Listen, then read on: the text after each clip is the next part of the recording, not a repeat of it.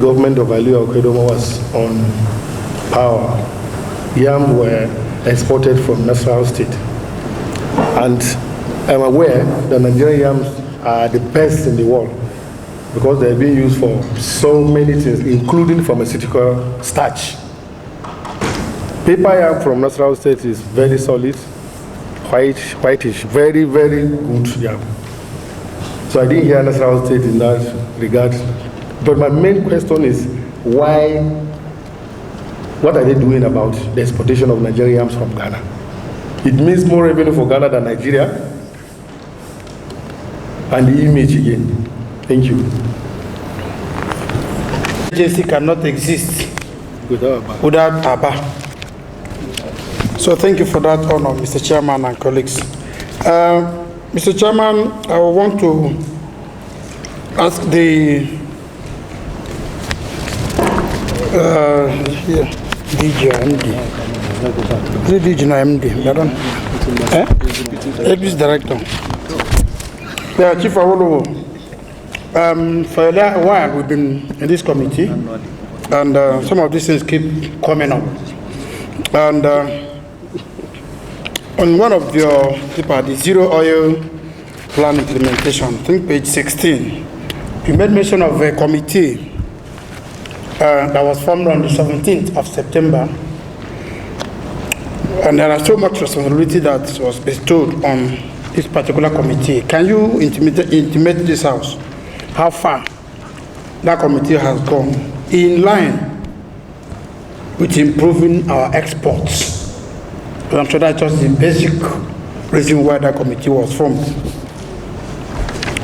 I'm also aware that these issues have been a recurrent one, the issues of our exports being rejected in Europe and other places. Sometime in 2018, I led a delegation of some members to Mexico, where Nigerian, what do you call this, Zobo, hibiscus, was exported in a very large quantity,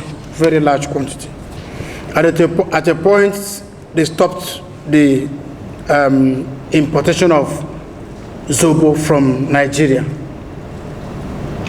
And a lot of questions were asked. We also remember, and those questions were not answered, we also remember, I also had issues with our yam export, where the former agric minister made so much noise about our foreign earnings on yam. What has your agency done to improve the quality of our exports, to make our exports acceptable by meeting all the international standards all over the world? You also made mention of incentives to some of the SMEs, and in the course of your presentation, you mentioned me. Now, when you talk about ABA in National Assembly, you are talking to me directly. And I remember, yes, I'm ABA. I remember at one point I asked you what your agency was doing to improve on the 15,000 shoemakers. We have 15,000 shoemakers in ABA and 15,000 shoemakers and 15,000 shoes and leather, and then 15,000 garments factories in Aba. And if you see the queue from African countries coming to buy these shoes, you wonder whether what they are doing doesn't have the quality that they want. And just a case in point, since the border closure, in fact, they called me for a meeting, all the shoemakers, and requested that I do a personal letter to President Buhari not to open the border. They should allow the border closed. That since the border closure, they have increased their capacity by over 500%. In fact, they've gone to the villages to bring in boys to assist them in their jobs. But they're exporting. They're exporting. My question is this: what kind of incentive has this office given them? Because I know, as member representing them, I took it as a duty to give them some soft loans You find out some of them, if you give them 100,000 loan, in 3 months, they even pay you back the 100,000 and they still have another money. And I say is that if truly they will incentivize in one way or the other, their production capacity will surely increase despite all odds.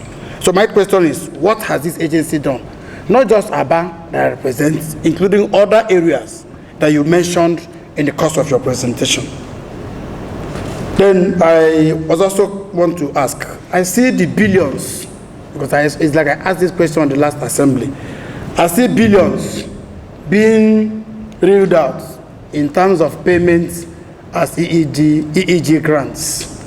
Can we say that these incentives that we pay is commensurate with the income, the revenue that accrue to the federal government? Can you say that this EEG grants that we pay, plus other grants, that is commensurate with the revenue that are accruable to Nigeria in cost of the exports that's been done? Again, I need to ask about some of the export that has to do with wood and some other ones that were prohibited. What is the agency doing about it? Thank you, Mr. Chairman. Let me go straight into that, the area of our tailors and our shoemakers. I've been there about twice or 3 times now. I've seen the hard work and the dignity in labor for those people. They use a torchlight as if they're in a mine. They put a torch, something. Those miners use. Miners helmet. That's what they helmet. That's what they use, and they're doing their shoes and doing their products. All, Chairman, you too, you have to visit. All with a smile on their face. It's impossible. In those conditions where they are working and they are doing these beautiful shoes and garments, you see them with a smile. They are joking with you. Oga Export, you don't come, this. You know, I will make you better shoe, I will do this for you. It's an amazing feeling when you go there. And you almost weep that, what are we doing for these people? The fight in our ministry was, look, the quest for industrial parks, where you put all these people that are doing this kind of thing together in cluster form. And my fight always was that I don't need any study on Aba. It's an industrial park waiting to happen. It's there. Honorable member, I intervened many times, even on the power supply, but that is being resolved now. The independent power supply to that, because we said, look, you have independent power supply ready. The tailors, the workers, everybody is there. It's a big export market, but it's not, it's informal. It's informal. When you get there, you will see the bags, those big Ghana must go bags, and they have labeled it. It will say Madam something in Gambia, Aja something in Senegal. They've named all those bags. They are stacks, almost as high as this roof. And I'm like, where are these going? No, that I shouldn't worry about this. They have the way of getting it into those markets. You don't worry about it, Mr. Olowo. Whereas, how do we transport it to Lagos? How do we get to the port? How do we do this? Those are all the challenges we face in this industry. Aba is a revolution waiting to happen. And that's why I stressed. We stressed with the governor, we stressed with our minister, look, take this, that's your #1 industrial park ready to happen. And work is going on that. I'm so happy that the tailors, the shoemakers, everybody, they will smile now. And then we can now get into formal exports. All these exports that are going out, they're not captured. So they cannot get EEG. Because that's what we used to come there. If it's captured, then you can come back and you can start getting these claims as well. Again, many of our traders, they don't even want that. They just want to trade. They don't want people to know their figures. They don't want all this. But it's true, a lot of talk like this, Honorable, that you must even let them say, look, 1 or 2 companies, bring them in. Let's see. When the others see that, Gabe and Co., look at how much he got back from government, then they will look into it. So a lot of advocacy has to be done. But first, government must finish that industrial park for them. Get them together in the clusters. Give them power supply through that IPP that is being, they were in court for years. It was a big struggle. We always had to intervene that get this together. So that is very important. The NCEP, the National Committee on Export Promotion, you will see, remember on the paper I have, the one that is folded, you will see all the things we are trying to do there, and with all the various agencies that are working on it. It's all there. On the rejects, on hibiscus, that was a very sore point for us. The first thing that happened was that a group of cooperatives took over 400 containers, 400 containers to Mexico. Rejected. Why? Because a fraudulent freight forwarder messed up their forms for them. And export, particularly formal exports, is documentary. You don't even see anybody there. So if you don't think the things properly, or the documents you use to accompany are fake, they're going to reject it.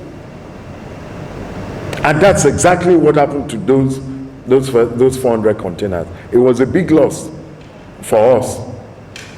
But interestingly, those farmers, those cooperatives came back. When we tried to fight Mexico with it, we tried, then they brought the problem of when your goods are in the port for so long. Demurrage. We paid demurrage. Then the cooperative said, no, Mr. Edi, don't fight them again. Let them return it. We don't care. We'll bring them back. We'll do another set. They were that confident in their product, they did another set. The problem we now have with Mexico is that we had challenges when we started having problems and delays on our ports.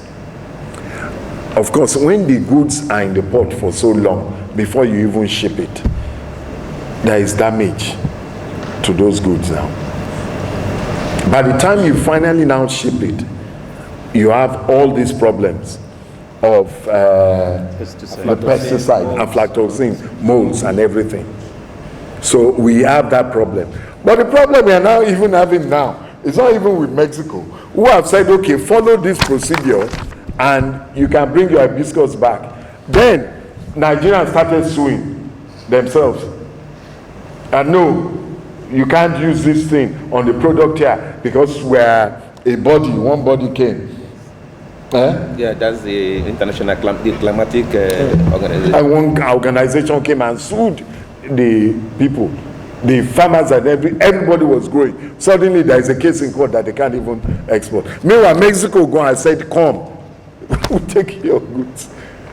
We had to sit with them. The governor of Jigawa state, because that's our biggest producer of this hibiscus, all these farmers, he had invested so much. We had done NEPC, in fact, had done a lot of training for him because we're also looking at an American market away from Mexico. That because Mexico takes our hibiscus and then they transship. So he said, why can't we do it directly? So we're looking at that. And which was the other country we started going? Guatemala. We started going to Guatemala, now Mexico.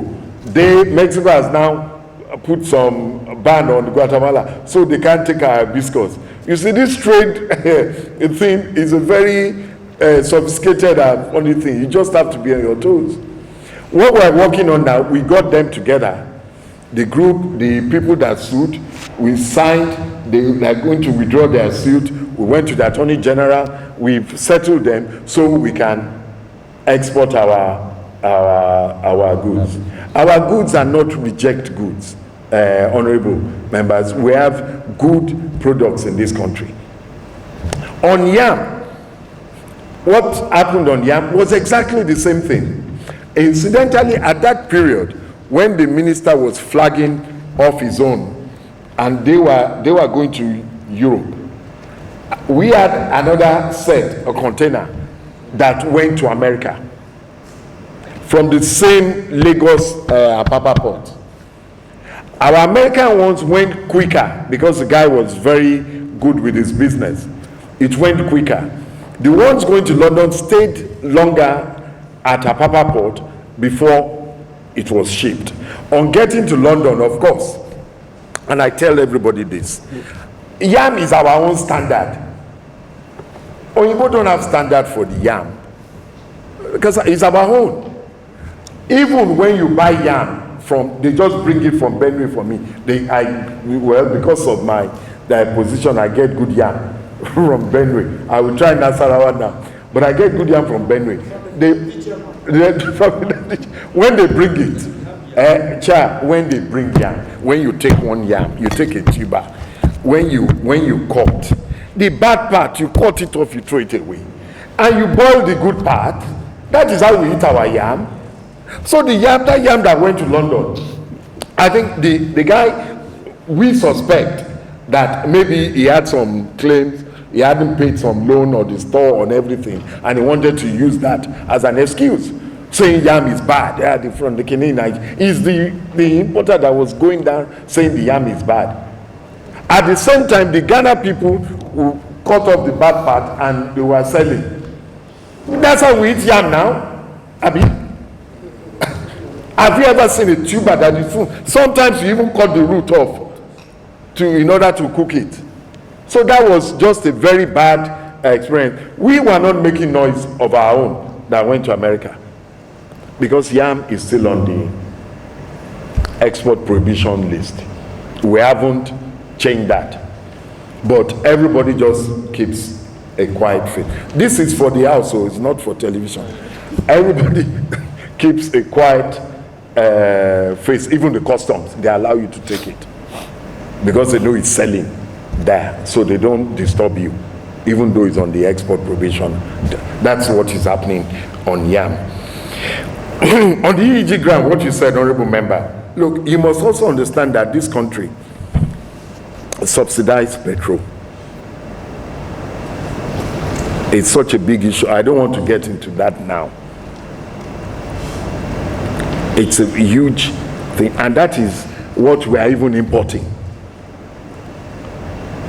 So the little we can do to help our exporters, let's continue to do it, honorable. We have looked at all the threshold and everything, and we'll continue to bring it down.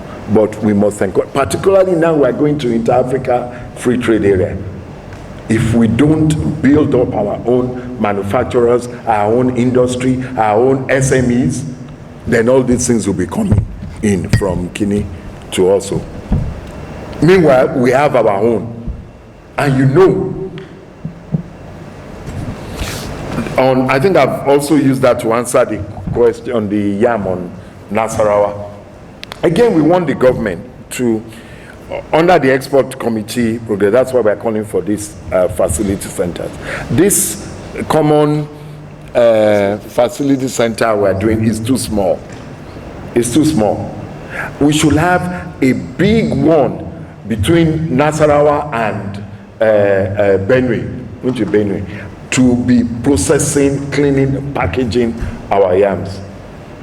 Even because we are used to the local market. You know, we go to the market, they just pack it. Even on the road, when you are traveling, you buy it. But very soon, with all these viruses coming, you won't be able to buy it. Me, I won't stop on the road now and buy that kind of yam because I want traceability to know where the yam is from.